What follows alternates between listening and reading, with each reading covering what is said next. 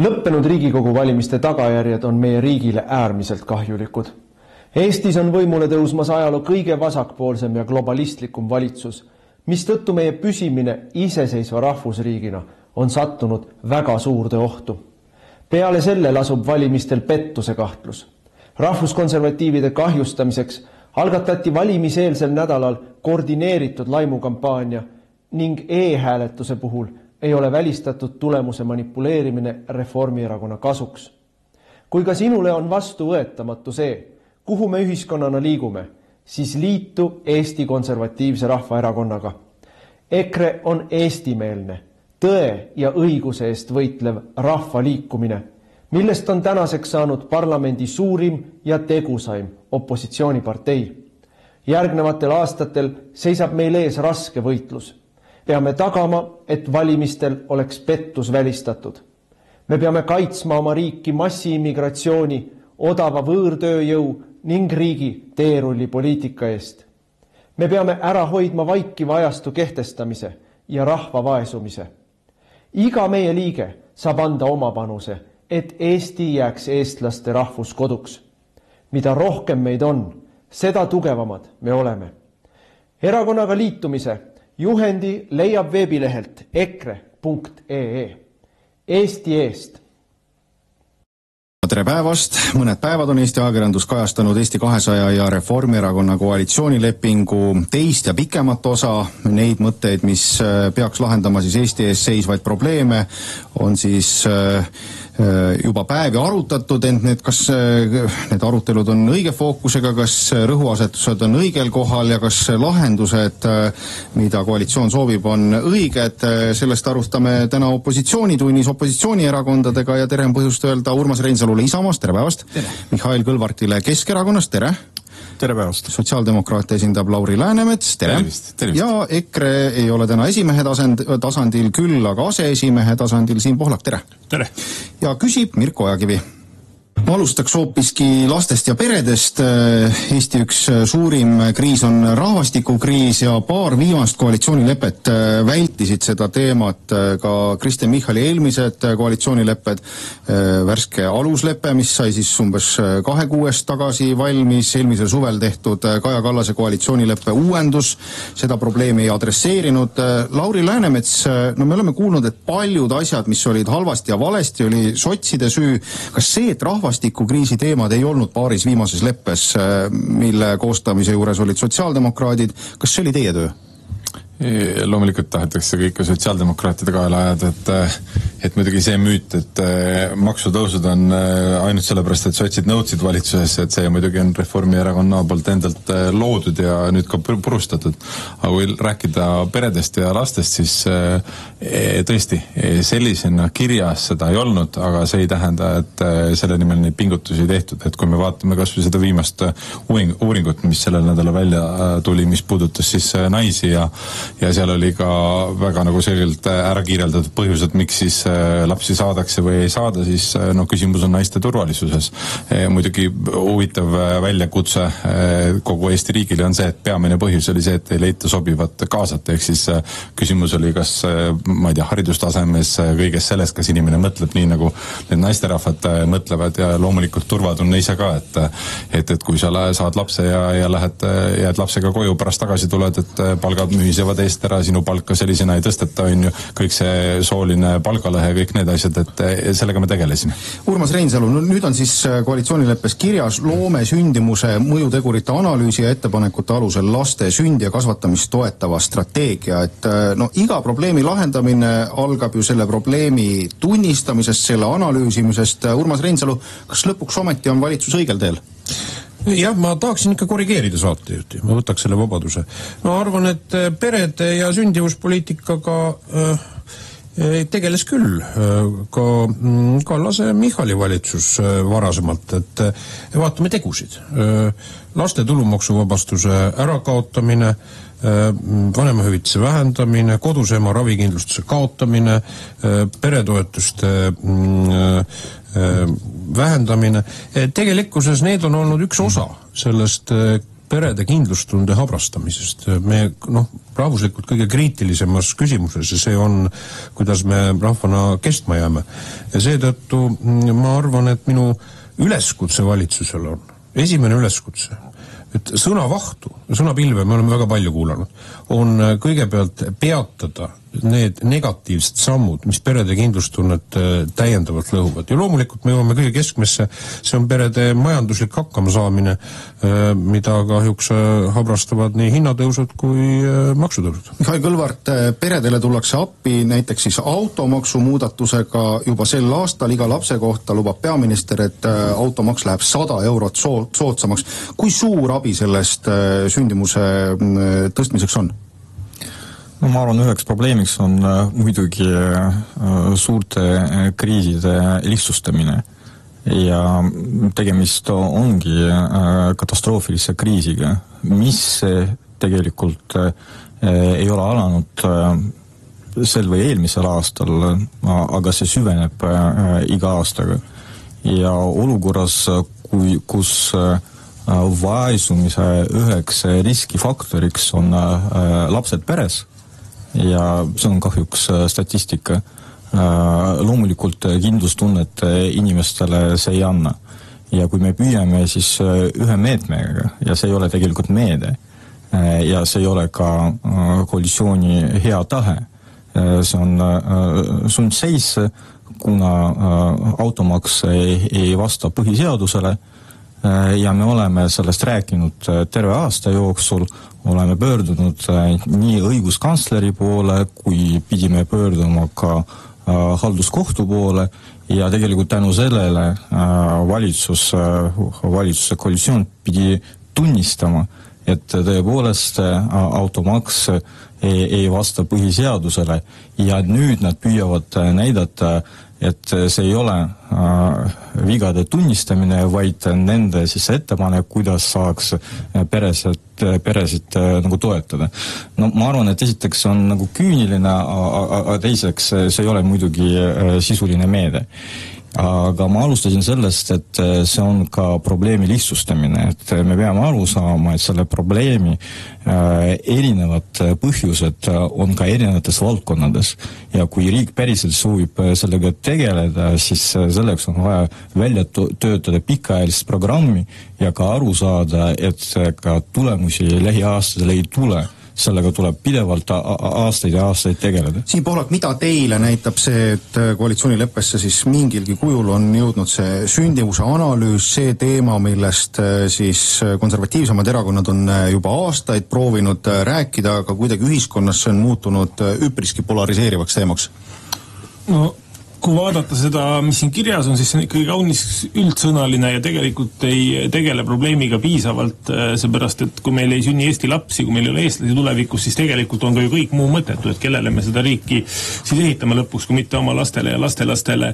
Nii et minule tundub, et arvestades probleemi tõsidust käsitletakse tegelikult väga pealiskaudselt ja kas või tõesti seesama, et teeme nüüd laste arvu pealt 100 eurot soodustust automaksule, et see on naeruväärne, et miinimum, mida meil vaja oleks, meil oleks vaja teha peredele kas või kodulaenu pealt iga lapse kohta mingisugune soodustus või tagasimakse, mis tegelikult on mõnes Euroopa riigis täiesti hästi tulemusi toonud, nii et see, mida Reformierakond teeb, see on selline kohalike valimiste eelne etlemine, ma ütleks ülimalt tõsisel teemal, nii et kahjuks mingit rõõmu küll selle üle ei saa tunda, mis seal kirja on pandud. Tuleme siis selle üldise fooni juurde.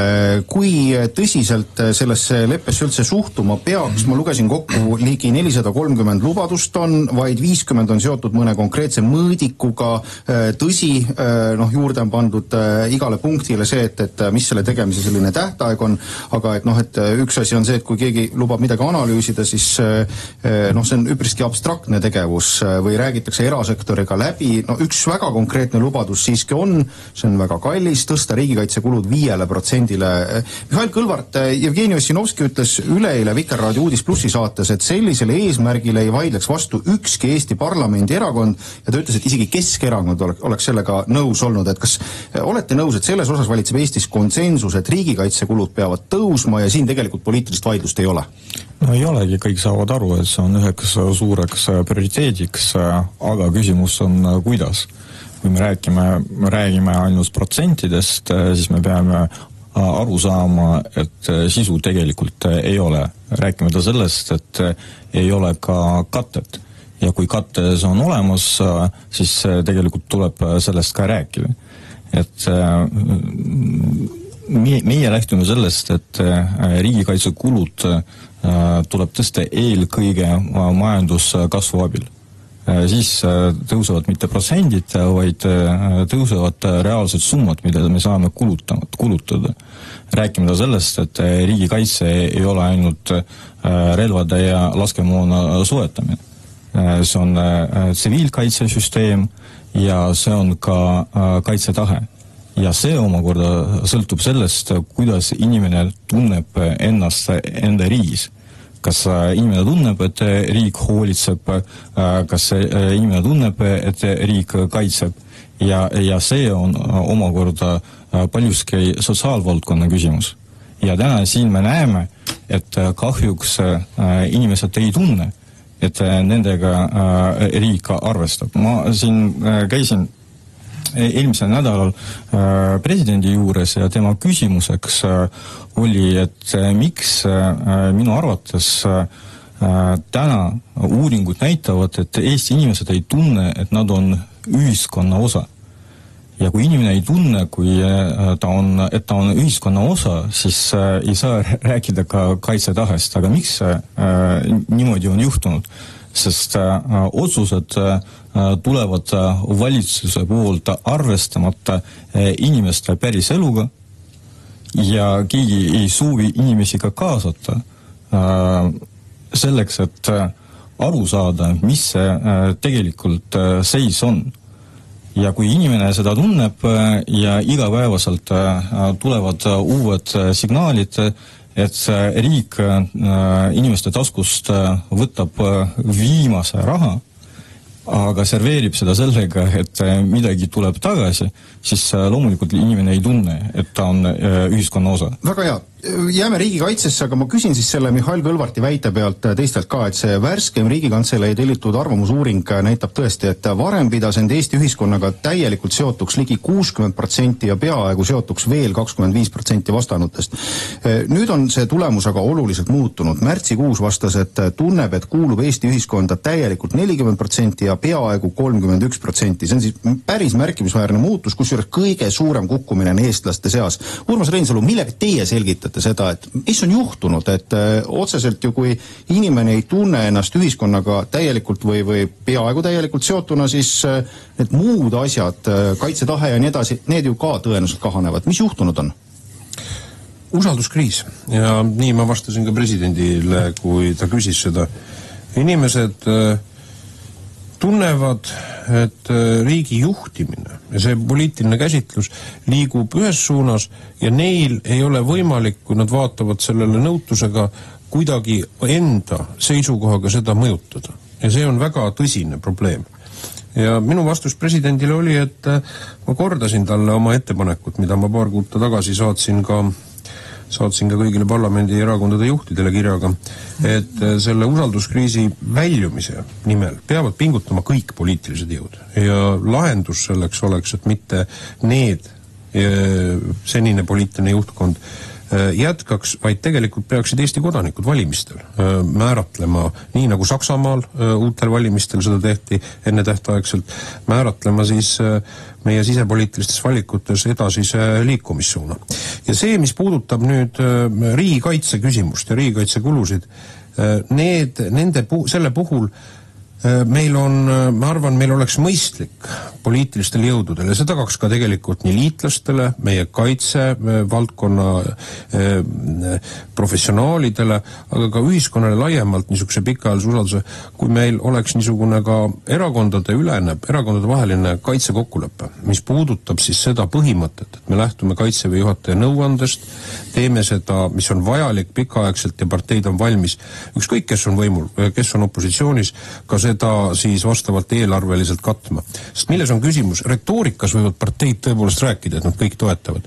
Aga viimasest 2 aastast me oleme näinud korduvalt, kus Kaitseväe juhatajate nõuanded on jäänud arvestamata. Me oleme kaotanud 2 aastat. see ei ole vabandus praegu, et me nüüd ei peaks jõudsamalt tegutsema, aga et sõnad ja teod ei läheks lahku, selle puhul ma arvan, et me peaksime kõik poliitilised jõud, siin on loomulikult keskne initsiatiiv valitsuse käes, tegema selle pingutuse, ma arvan, et see riigikaitse valdkonnas teeniks pikaajalist vaadet ja vastaks kogu ühiskonna huvidele. Aga räägime veel edasi sellest, Reinsalu ütles siis usalduskriisist, aga soovist olla ühiskonnaga seotud kuuluvustundest, et Siim Pohlak, et kas opositsioon peaks olema vähem kriitiline valitsuse suhtes, see võib-olla tagaks selle, et inimesed oleks lepplikumad?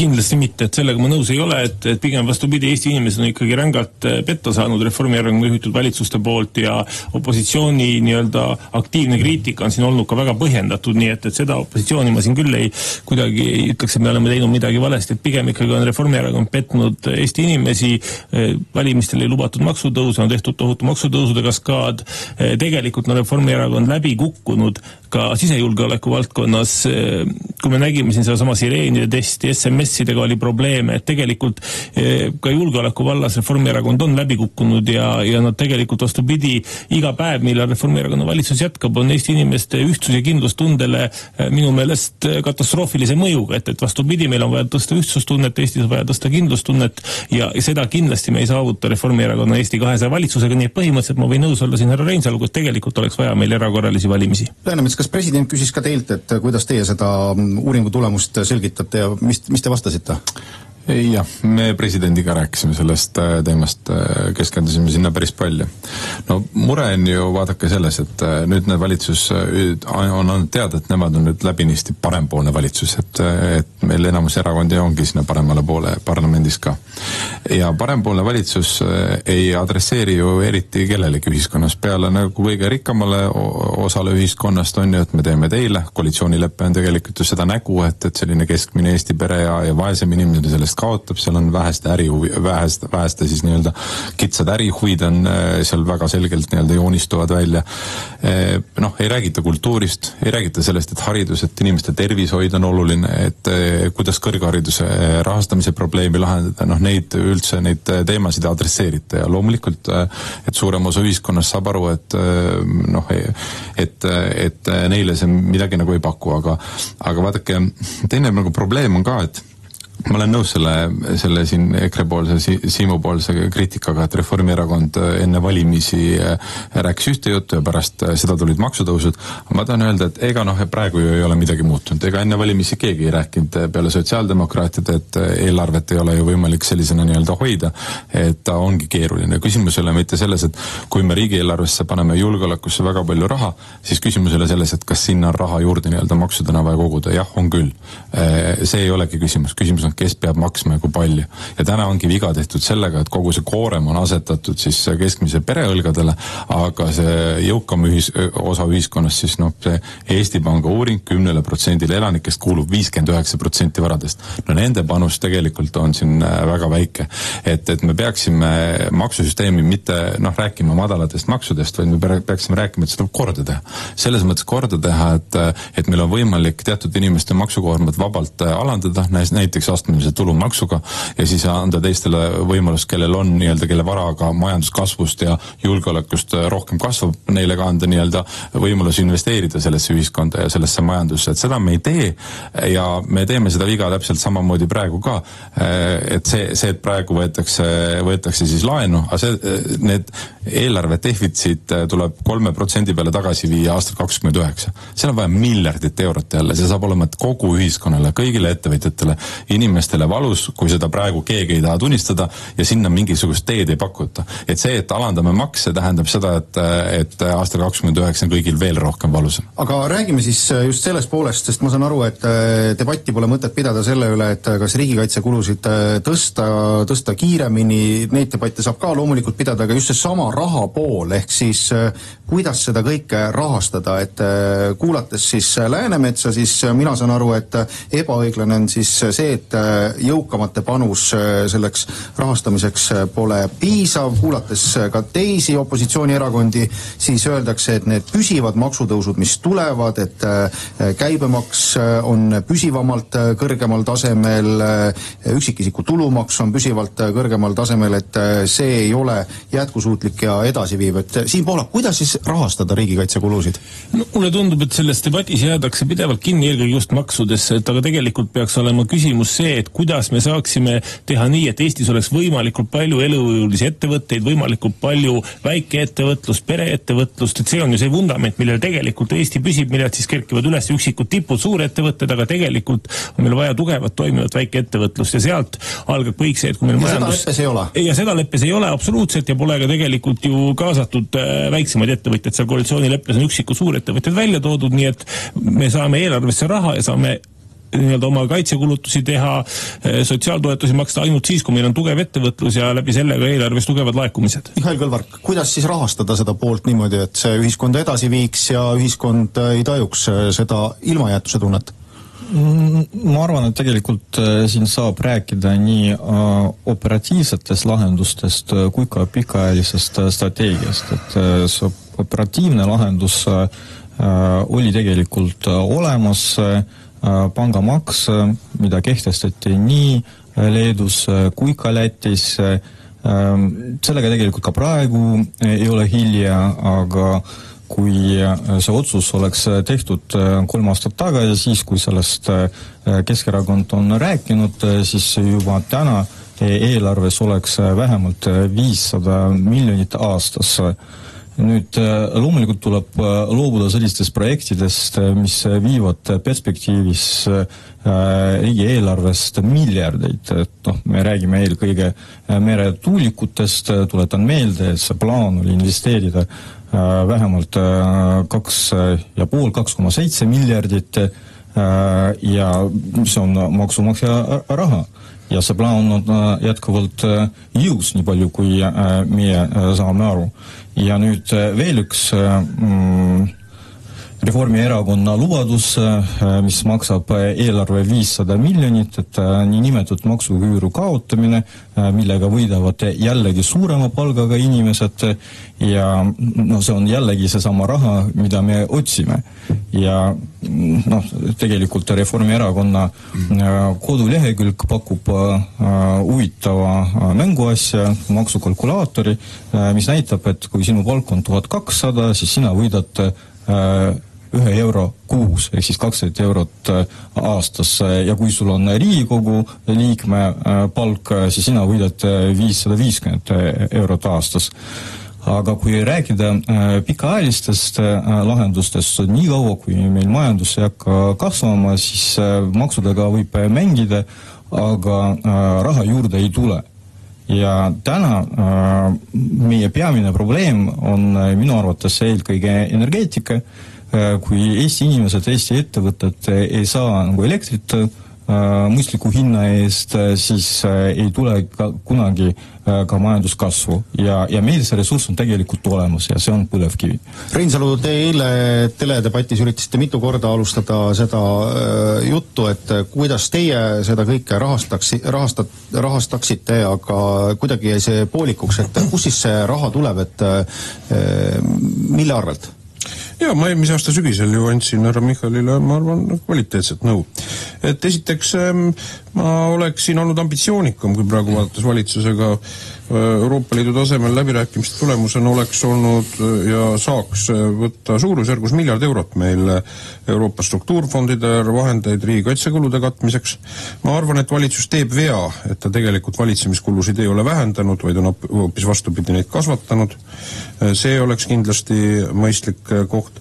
Kolmandaks, ma arvan iseenesest see, mis puudutab seda baasküsimust. Praegu lähenetakse majanduskeskkonnale nõnda, et majanduslanguse ajal tõstetakse makse ja kujutatakse ette, et sellest tekib jõukus ja muide see, mida praegu ennustab siin IMF 1% reaalne majanduskasv, see tegelikult osa tulebki ju reaalse SKP arvestuse metoodikast, mille sisse lähevad ka tootja hinnad ehk käibemaksu tõus, et paradoksaalsel moel.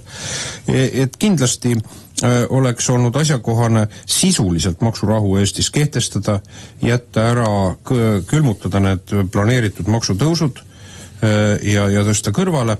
Valitud on teistsugune tee. Selleks, et Reformierakond saaks oma valimislubadust katta ja loomulikult reaalmõttes olgu ta rikkad või olgu ta vaesed, lõppude lõpuks maksavad selle oluliselt rohkema täiendavate lisamaksudega ja sellest tuleneva hinnatõusuga kinni kõik inimesed, et see mingisugune rahane võit on lihtsalt mitte optiline, vaid vastupidise suunaga. Ja nüüd selles valdkonnas, kui nüüd kõneleda ühekordsetest kaitseinvesteeringutest, ma olen seda öelnud nende aastate jooksul, et riigikaitselaenu võtmine selleks otstarbeks on just nimelt meie elulistes huvides ka igati ratsionaalne otsustus. Sest vaadake, kui meil 2023. aasta suvel prognoosis valitsus niisugust nominaalset sisemajanduse kogutoodangu mahtu 24. ja 25. aastaks, mis oleks olnud 4 miljardit eurot suurem võrreldes tegeliku nominaalse SKP mahuga. Sellest oleks laekunud, kui see oleks valitsuse optimistlik ootus, mida ta asus tasandama ja lõhkuma oma destabiliseeriva majandus- ja maksupoliitikaga, sellest oleks laekunud ligi 1,3 miljardit eurot täiendavat maksutulu. Meie probleem, põhiküsimus on majanduse väike maht, ja selle kõrval, kuidas majanduslanguse ajal opereerida, on loomulikult valitsemise liiga suur maht. Lauri Läänemets, ma saan aru, sotsidel oli plaan, nüüd see plaan keerati pea peale, kui vaadata Riigikogus menetluses olevat siis maksuseaduste tagasipööramist, siis järgmisel 3 aastal jääb riigieelarvesse laekumata ligi 800 miljonit eurot. See plaaniti, ma saan aru, see tegemist oli julgeolekumaksuga, plaaniti siis kulutada riigikaitselisteks investeeringuteks. Et kas meil on praegu luksust täiendavast maksumaksja panusest loobuda, ehk siis osta aeglasemas tempos kogu seda asja, mis on kaitseväel vaja? Meil ei ole mõtet kindlasti kaitseväe juhataja nagu sõjalist nõuannet eirata, et ja selle juurde kuulub see ajaline raamistik ka, et seal järeleandmisi teha ei saa. Maksudest rääkides siis, meil on kogu maksusüsteem tuleks ümber teha, ta on parempoolsete erakondade poolt tehtud, ta on kaldu sellele, et me keskmist peret maksustame liiga palju, vaesemaid inimesi veel rohkem, et seal on väga palju nagu erinevaid lahendusi, et alates astmelisest tulumaksust ja toiduainete käibemaksu allaviimisest. Aga kui me majandusest räägime, tõesti lõppkokkuvõttes on ju lahendus sellest, et me saame laenu võtta, aga me ei saa seda lõputult võtta, sest eelarve defitsiit ei võrdu laenukoormusega, need on erinevad asjad. Me saame eurovahendid kasutada, me seda kindlasti teeme. Maksud ja loomulikult oma panus tuleb sealt ka majandusest, aga majanduskasv ei anna lihtsalt nii palju, kui aastal 2029 see auk saab olema. Ja lõppkokkuvõttes vastused on ju koalitsioonilepingust, kust tuleb tervishoiduraha, kust tuleb haridusse raha. Ja kui me mõtleme majanduse peale, siis majanduse alus on haritud oskustega inimene ja terve inimene, kes võimalikult kaua tööl käib, eriti arvestades, meil on elanikkonna vananemine ja kui me mõtleme, et kus kohast me saame kõige suurema efekti, siis see on tööstus. Tööstuspoliitika tegelikult seal lisandväärtuse suurendamine, seal on 3 komponenti tööstusel, on energeetika, on siis haridus ja haridusse tegelikult peakski kõige rohkem sellest kõigest panustama, et sealt me saame kõige suurema tulemi ja lõpuks, kui me vaatame majandust, siis majanduses peale selle, et tal oleks sügavust vaja, on tähtis see, et ta ei asu ainult Harjumaal. Et tööstus on see, mis asub igal pool mujal ja tagab ka inimestele nagu suurema jõukus. Ma arvan, ühes küsimuses pole mõtet kogu ringi teha, aga aidake natukene siis kuulajat, et kui praegu tõesti käib see arvutus, et selline keskmise palga saaja, seal 2100 euro saaja, et ta järgmisest aastast siis on puhtas võidus, et kas keegi on teinud teist arvutuse, et kui palju siis tegelikult need maksutõusud ühe keskmise palga saajalt raha ära viivad ja kui palju siis tulevast aastast juurde tuleb, et on see siis puhas võit, nagu üritatakse siin serveerida või tegelikult on see ikkagi miinusmärgiga tehe? Selle aasta arvutuse ma tegin ja selle aasta arvutuse puhul me nägime, et kus seda maksuküüru ei ole rakendunud, et keskmist palka teeniv inimene kaotab 1 kuu sissetuleku puht nii-öelda nominaalselt. Siis 2100 eurot umbes aastas? Jah, selles suurusjärgus. Ja osasid makse, mis on raskesti ettekujutud, palju ta maksma peaks, seal me sisse ei liitnudki see osasid tarbimismakse. Kas tuleval aastal saab ta 1500 eurot nüüd tagasi?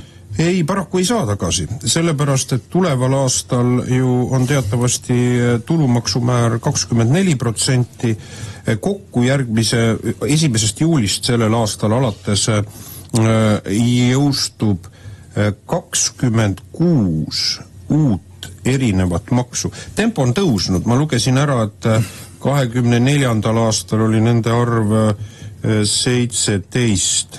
Nii et selles loogikas, kui ainuüksi ratsionaalselt inimene mõtleb, et käibemaks on selles loogikas, mida siin härra Kõlvart viitas Reformierakonna kalkulaatorile, tõusnud 4%, tulumaks on tõusnud 4%, veerand miljardit suurusjärk tuleb automaks ja muude maksude tõusud, siis ilmselgelt inimene reaalsuses kaotab ikkagi 2 korda rohkem, kui ta selle retoorikaga juurde saab. Ja seda on näha tegelikult ju ka valitsuse enda tabelitest, kus on näha selle maksuküüru maksumus ja siis tegelikkuses uute täiendavate maksude kulu ühiskonnale. Mihhail Kõlvart, miks poliitikas väga oluline on just valijale seda võitu serveerida, mitte näidata ka seda teist poolt? Meenub, kui Savisaar veel Keskerakonna esimees oli, siis tema keskne sõnum oli alati see, et meiega võidavad kõik, et kuigi see teine pool oli ka, et tihti mõnelt võeti raha ära ka, aga temale seda ei öeldud. Miks poliitikas räägitakse alati sellest, et jääb rohkem raha kätte? No vaadake, poliitikutele tihti ei meeldi rääkida detailidest. Et täna me saame rääkida, et palgad tegelikult kasvavad. Et see keskmine kasv on umbes 6%. Aga me ei täpsusta, et netopalga kasv on tegelikult umbes 2,5%. Ja tegelikult hinnad kasvavad rohkem kui 4%. Ehk siis tegelikult palgad võib olla isegi kellegil kasvavad, aga isegi koos palgakasvuga hinnatõusud söövad palga ära. Ja reaalne ostuvõimekus inimestel kaheneb. Ja me siin ei räägi veel ka sellest, et tulevad ka täiendavad maksud, nagu automaks, mida tuleb veel inimestel maksta. Ja ehk siis see reaalne pilt on see, mida inimene iga päev tajub. Ta tuleb nagu poodi ja saab aru, et ta saab vähem osta sama raha eest või isegi natuke suurema palga eest. Ja siis poliitikud räägivad numbritest Exceli tabelist ja näitavad, kuidas majanduskasv on 1,5%, aga samas töötu arv määr on rekord käesoleva aastal viimase 12 aasta jooksul, ehk siis kõige suurem töötuse määr ja reaalselt ettevõtted panevad uksed kinni ja inimestel ei ole tööd. Lauri Läänemets, kuidas, kui te praegu valitsuses oleksite, käituksite teie, kas põhimõtteliselt ka ikkagi võimendaksite seda sama sõnumit, mida ju praegu koalitsioon teeb, et ega inimestele ju meeldib see, kui rohkem raha jääb kätte? Vaadake, ma just tahtsingi siin natuke teise nurga sisse tuua, et lõppkokkuvõttes maks iseenesest ei ole midagi halba, küsimus on, kes seda maksab ja kuidas see ühiskonnas maksukoormus jaotub. Ja maksud ju on ka vahend, et näiteks seda suurenevat ebavõrdsust vähendada. Et sellepärast ma räägin sellest 10% rikkamate inimeste nagu suuremast ja õiglasemast panusest, sest lõppkokkuvõttes meil on ju raha vaja sellesse samasse tervishoidu. Et keskmine inimene, kui ta peaks hakkama ise tervishoiu eest veel rohkem maksma, kui see tänane omaosalus on ju, või kui sa peaks haridusest maksma lapse huviharidusest, see on oluliselt kallim rahakotile, kui läbi seda maksusüsteemi teha. Selles mõttes on küsimus nagu selles ebavõrdsuse vähendamises maksusüsteem selle jaoks peaks olema, seda me kahjuks paremerakondade poolt nagu pole vastuseisu tõttu pole saanud teha. Ja teine küsimus on selles, et Eesti inimene ei vaja ju igasugust majandust ja majanduskasvu. Et inimesel ei ole ju vaja sellist majandust, millest osa ei saa, et me kuuleme, et on majanduskasv, aga kui sinu palk sellest ei tõuse, sinu sissetulek sellest ei parane, sinu kodukoht sellest paremaks ei lähe, riigi teenused paremaks ei lähe, siis sul sellist majandust majanduskasvu ei ole vaja. Ja see on jälle küsimus sellest, et kas me suuname seda majandust rohkem regioonidesse, on ju, siit piirkonnast välja, on ju. See on küsimus selle majanduse struktuuris ja see on samamoodi on küsimus jälle selle maksusüsteemis. Kuidas see on üles ehitatud, et ta tasandaks neid kohti, kus kohas see nii-öelda paigast ära läheb. Ja mitte küsimus, me ei peaks vaatama seda nii, et see on rikaste inimeste karistamine, vaid me peame aru saama, kui raha koondub ja jõukus koondub ühte kohta, siis järelikult teises kohas seda ei ole. Ja lõppkokkuvõttes on Eestis väga palju ettevõtjaid ja ettevõtteid, kelle sissetulek tuleb ikka sisetarbimisest, ehk sellest, kui jõukas on see keskmine Eesti inimene. Et selles mõttes see on ka väga paljude ettevõtjate küsimus, et nendel oleks jõukam klient, et mitte ka nende nii-öelda tulu ei läheks kuskile Eestist väljapoole. Pohlak, mis need teie arvutused näitavad, kes võidab ja kas võidab? Ma tooks ühe uue dimensiooni siia veel juurde tegelikult, et räägitakse ainult riigi tasandi maksutõusudest, aga samamoodi on hädas ju kohalikud omavalitsused, eriti maapiirkondades, kus niigi on elu keerulisem, omavalitsused võitlevad oma eelarve nimel ja tõstetakse lasteaia kohatasusid, erinevaid huviringide tasusid, et minu jaoks on täiesti arusaamatu, et kust kohast valitsus loodab ka seda arvestades veel, et Eesti inimene leiab selle täiendava raha kõikide nende maksutõusu, tasude tõusude, hinnatõusu jaoks, et üks Eesti ajakirjandusväljaanne hiljuti tegi sellise Vox Populi, et kuidas see hinnatõus teid mõjutab, kas te peate millestki loobuma ja sinna tuli tohutu palju tagasisidet ja läbiv tagasiside inimeste poolt oli see, et tegelikult on piiratud oma kulusid, kes ei käi väljas söömas, kes hoiab kokku juuksuri igapäevaste teenuste arvelt, et Eesti inimestel on tõsine probleem ja mina ei näe küll, et keegi siit võidab, vaid ma olen väga murelik vastupidi vaadates seda eksperimenti, mida Reformierakond teeb, et arvestades kõiki neid kasvavaid kulusid ja maksutõusi, siis ma arvan, et meid ootab ees tegelikult Eestis väga tõsine probleem nii toimetuleku osas kui ka tegelikult laiemalt ettevõtluskeskkonna mõttes, et väikeettevõtjate ja keskmiste ettevõtete pankrotistumine on kasvanud ja see jätkub, kui Reformierakonna Eesti 200 valitsus jätkab, nii et midagi head ma kahjuks siit ei näe ja keegi kindlasti ei võida selle valitsuse koalitsioonileppest. 2 kiiret repliiki veel ja siis ma vahetan teemat. Härra Läänemetsa retoorikast kõlab pigem veidikene igasust veel mingite uute maksutõusude järgi hoidkud taevas selle eest. Aga see on ju poliitikas täiesti legitiimne. Muidugi on legitiimne, aga minu seisukoht on ka legitiimne, et me peame hakkama, et ma arvan, et inimestel on väga oluline, praegu on, olud on keerulised, objektiivselt keerulised, valitsus paraku, seda ebastabiilsust tekitab juurde, aga inimesed vajavad optimismi. Inimesed vajavad tegelikult ka lootust. Ja selge on, et siin nende maksude osas tuleb põhimõtteline pööre teha, neid makse tuleb asuda langetama ja ma ei ole kõhelnud ka ütlemast, kui me räägime siin näiteks sellest automaksust välja, et inimesed käsitlegu, et las see valitsus hetkel demonteerib seda oma uhket leiutist, aga inimesed võivad seda käsitleda, juhul kui nad annavad siis ka langetavad oma valiku 27. aastal kui ajutist maksu ja ma olen mõelnud sellele ja ekspertidega kõnelenud, võib-olla on ikkagi ratsionaalne see maks tühistada ka tagasiulatuvalt just nimelt 27. aasta algusest. Et jäägu see automaks... Kas 2027 seepärast, et see on valimiste aasta? Sellepärast, et siis on tegelikult Riigikogus on meil võimalik teha ka ühiskonnal on anda kohtuotsuse tagasiside sellele poliitikale ja selle kvaliteedile, mida aeti ja mida tegelikult korrigeeritakse. Mis te arvate, aga mida praegu Läänemets on üks lause veel, et härra Läänemets kõneles ka siin, et millistest piirkondade, et siit piirkonnast välja majandust, et millist majandust. Tegelikult ma näen ühte tõsist probleemi, mida ka Ernst & Youngi Euroopa investeeringute analüüs sellest nädalast märkis ära, kus me Läti ja Leeduga võrreldes välisinvesteeringutega oleme tegelikult reaalselt 24. aasta vaates kehvemas olukorras ja see on paraku meie enda valitsuse poliitiline agenda olnud. Leetu tuli Rheinmetalli tehas, vaatame, meil tegelikult oldi skeptilised selle osas nii-öelda valitsuse tasemel eelmisel aasta loogikas. Ja mis oli Läti suurim investeering?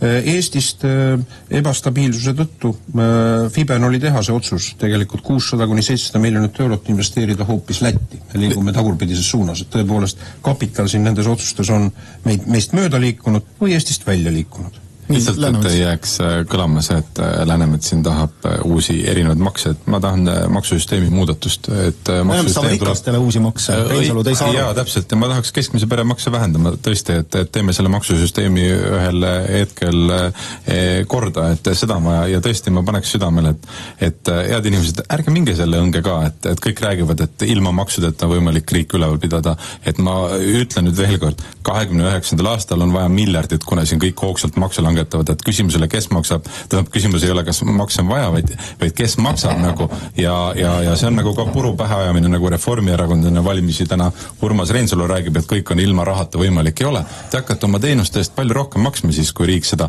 nii-öelda keskselt ei tee. Aga Läänemets, te seda ei karda, et need 10% väga rikkaid inimesi, nad lihtsalt kolivad Eestist ära, viivad oma ettevõtted Eestist välja ja siis ikkagi tuleb... Ma küsin teie käest, aga kuhu siis viia, et näiteks Taani või Rootsi või Norrasse või Saksamaale, kus igal pool on maksud ka ettevõtetele, rikkamatele inimestele oluliselt suuremad, kui me ei pea tegema väga suuri makse, on ju, aga me peaks maksusüsteemist õiglust tegema ja ma ühe asja ütlen ära, mitte et ma oleks Taani maksusüsteemi fänn, aga Taanil lihtsalt on maailma kõrgemate maksudega riik, aga ka maailma majanduse konkurentsi edetabeli top 3 riik. Ehk siis küsimus ei ole nagu selles, et siin väga vähe pööratakse tähelepanu sellele inimeste haridusele, lisandväärtuse suurendamisele, need on need lõpuks teadusarendus, mis annavad lõpuks sulle majanduses efekti on ju ja mis teevad ühiskonna jõukamaks. See kõik on abstraktselt õilis, aga ma küsin seda, et vastupidi, musti kuldmärk olete tegelikult oma poliitikaga härra Läänemets pigem tootnud ja me peame vaatama, kuidas seda leevendada. Meil on juriidilise isiku tulumaks, saab meil olema regiooni kõrgeim järgmisel aastal ettevõtete puhul, see on konkurentsivõime küsimus. Teine küsimus, mis puudutab kaudseid makse, me saame käibemaksu, kaudsete maksude koorm saab meil olema üks Euroopa tšempion ja selle korda tuleb meil taasi tegelikult ju ka täiendav ma olen nõus, sellepärast tulebki ju toiduainete käibemaksu alandada, et see teeb väga mõistlikuks lõpuks nagu selle loogika ja ma ei hakka ju avama siin selle teise pensionisamba lõhkumist, mis lükkas inflatsiooni üles ja tegi inimeste elu kallimaks, on ju, et me võime niimoodi põrgatama jääda selle Reinsaluga. Aga Kõlvart mõistab nüüd kohut? Ja, tegelikult suurem probleem seisneb selles, et maksude tõstmine ja uute kehtestamine majanduslanguse ajal toovad vajadust kehtestada uusi makse või tõsta need maksud veel. Et me oleme selles nõiaringis juba täitsa olemas ja oleme ka jälginud, kuidas kahjuks töötab. Maksud vähendavad tarbimist, eriti kui maksustatakse vaesemaid inimesi ja kui väheneb tarbimine, siis majandus ei saa täiendava ressurssi, samas hinnad inflatsiooniga kasvavad ka avaliku sektori kulud ja kuhu me jõuame, tekib vajadus jälle maksud tõsta ja me oleme ju seda näinud, et kõigepealt tuli 2% tulu ja käibemaksu puhul ja siis tuli veel 2% juurde sel samal põhjusel, et maksud hakkasid süvendama majanduskriisi. Ja astmelise tulumaksu mõte ei seisne selles, et ainult selles, et see on õiglane, sest rikkad maksavad rohkem. Et tegelikult rikkad ei suuda katta 100% eelarve vajaduse, aga mis on õige, kui rikkad maksavad rohkem, see ei mõjuta nende tarbimist, nad tarbivad sama palju. Hoiuseid on võib-olla vähem, aga hoiused on niigi surnud ressurss majandusele. Aga vaesemate inimeste puhul maksustamine tähendab seda, et nad tarbivad vähem. Me oleme jõudnud täna juba nii kaugele, et ka toitu osta on paljudele peredele nagu probleem.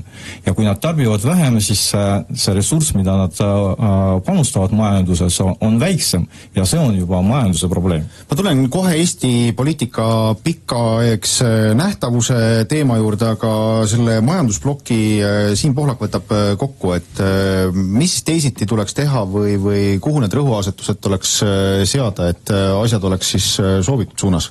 Ma natuke jahutaks siin kolleegide Reinsalu ja Läänemetsa sellist omavahelist näeklemist ja tuletaks meelde, et tegelikult tänaste probleemide alguspunkt, kui tagasi kerida, lähiminevikus oli ikkagi aeg, kui Kaja Kallas koos Isamaa ja sotsiaaldemokraatidega valitses Eestis ja üks lohe nimega kõrged elektrihinnad pääses puurist välja tol hetkel ja seda ei suudetud taltsutada. Tegelikult tänaseni ettevõtjad ütlevad, et see kõikuv ja ülikõrgete tippudega elektribörsi hind on üks põhilisi probleeme, mis takistab Eesti ettevõtete konkurentsivõimet, miks ettevõtjad kolivad tegelikult ka Eestis Soome juba oma tootmisi, nii et juured on tegelikult mitte väga kaugel minevikus ja siin peaksid kolleegid võib-olla ka ise otsa vaatama, kas oleks saanud midagi paremini teha ja ma ütlengi, et tegelikult seesama elektri ja energia küsimus on üks majanduse võtmeküsimusi, me peaksime ikkagi vaatama, kuidas me saame elektri hinna mõistlikesse piiridesse tagasi, kasutades selle siis näiteks põlevkivielektri võimalusi, kaotades elektri hinnalt kõikvõimalikud lõivud, aktsiisid, proovida välja manööverdada ka vähemalt ajutiselt sellest CO2 komponendist elektri hinna juurest, et see oleks meie majandusele tegelikult väga suur restart, kui me saaksime elektri hinna tagasi stabiilseks ja odavaks. Aga siin lähekski energeetika teema juurde, sest see on pikaajaliselt üks väga oluline teema ja ta on ikkagi erakondade ülene, sest ei ole võimalik ju 2 aastaga kõiki energeetilisi probleeme või energeetikaprobleeme Eestis ära lahendada. Et Mihhail Kõlvart, mulle tundub, et kas koalitsioon selles pika plaani leppes on natukene ka Keskerakonda või EKRE-t ja Isamaad kuulda võtnud, et koalitsioonileppes küll sõna põlevkivi mainitud ei ole, aga kui küsida siis energeetikaministrilt, siis ma saan aru, et 2035. aastast edasi on võimalik ikkagi põlevkivist elektrit toota, 2040. aastast samamoodi, et seda siis puhul, kui uusi asendavaid võimsusi pole tekkinud. Kuidas teie saate sellest aru, et mis siis on Eesti pikk plaan põlevkiviga? No ma arvan, et alustada tuleb sellest, mis on Euroopa pikk plaan ja see on muutunud, seda saab konstateerida. Nüüd me ei räägi sellest, et põlevkivi on nagu saatanast ja ainuke võimalik energiaallikas on taastuvenergia ehk siis päikesepaneelid ja tuulikud.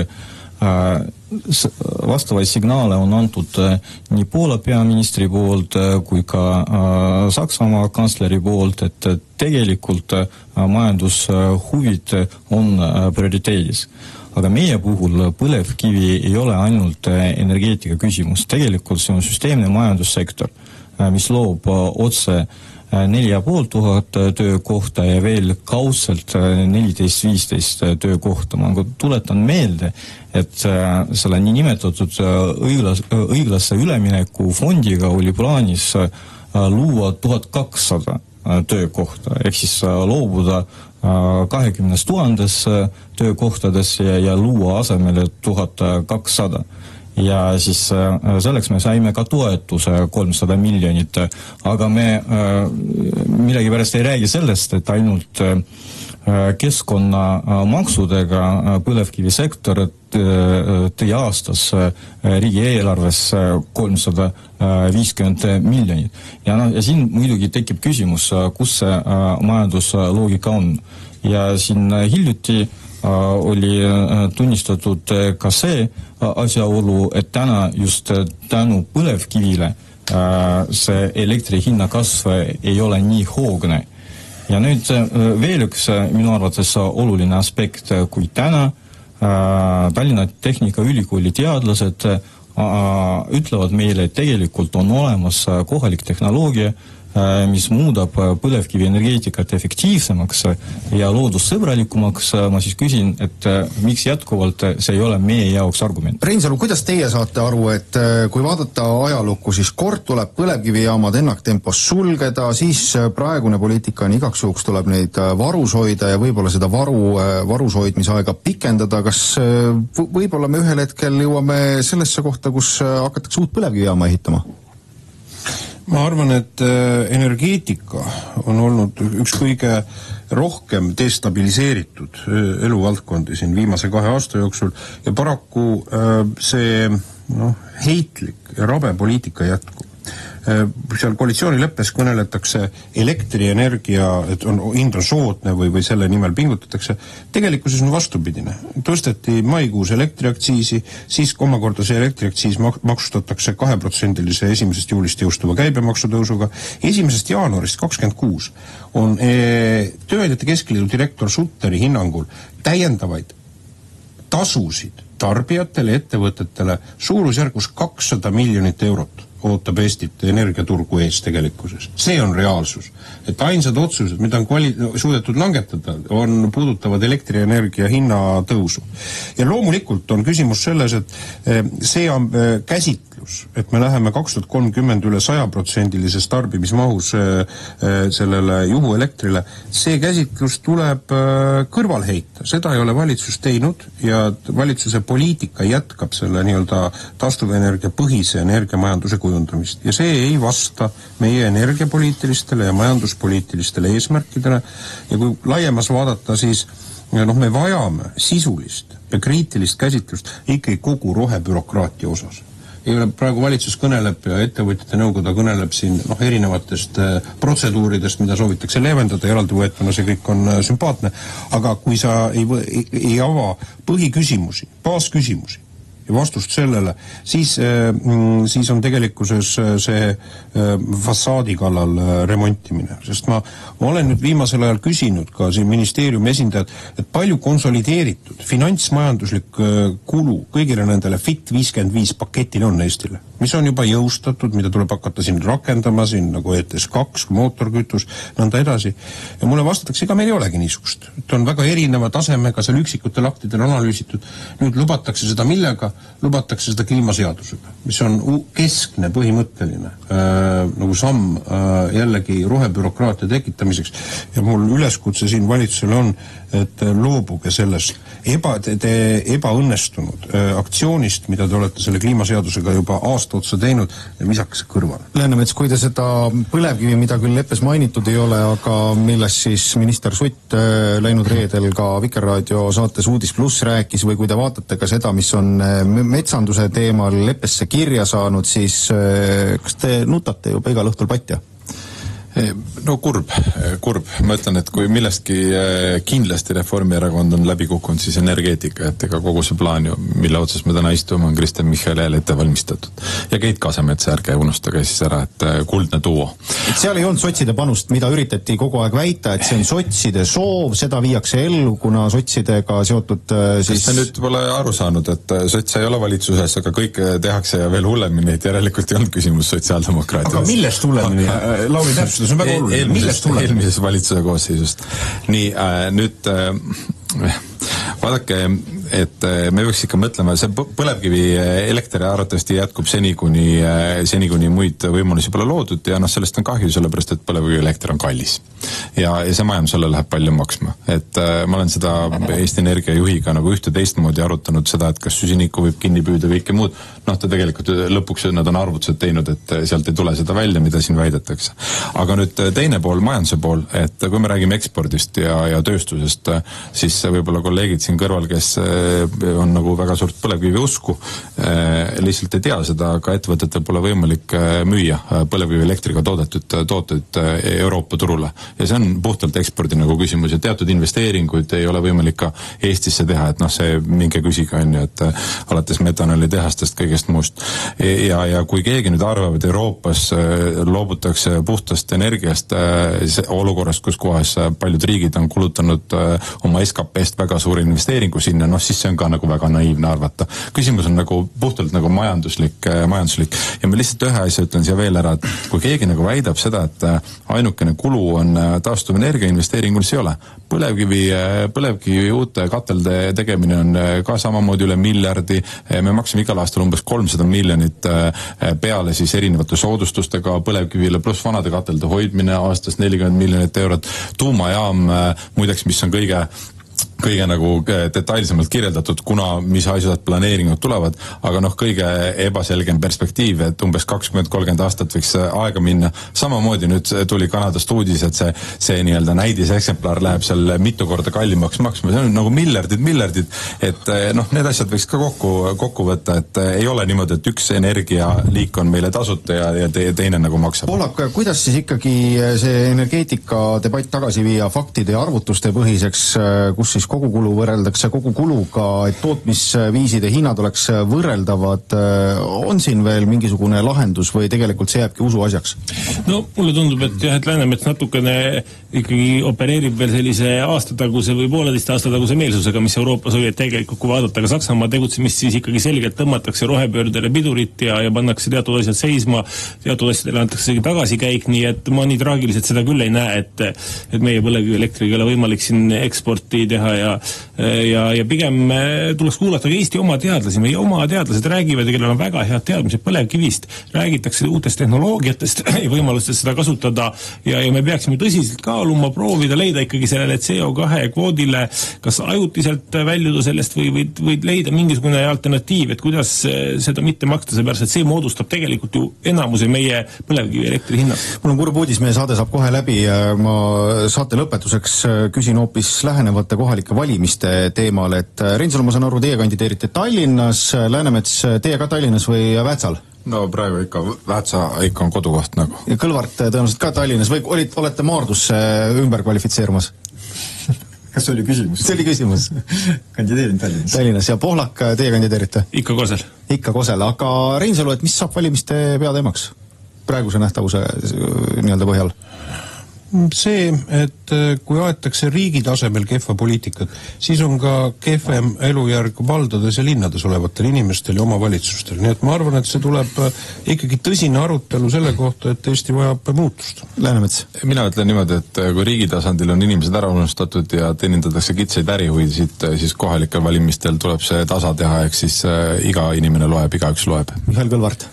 Inimeste ja omavalitsuste toimetulek tegelikult. Me peame tunnistama, et omavalitsuste olukord iga aastaga halveneb ja me näeme, kuidas tulubaas väheneb, täiendavad kohustused, mida riik seab omavalitsustele, kasvavad ja paljud omavalitsused ei saa lihtsalt sellega hakkama. Ja lõpuks Siim Pohlaks? Oleneb piirkonnast, et toimetulek, korruptsioon ja kindlasti ka tuulepargid. Head kuulajad, selline sai tänane opositsioonitund. Sellel hooajal me oleme eetris veel ühel korral, see on siis natukene enne jaanipäeva, nii et olge kuuldel ja uute kohtumisteni!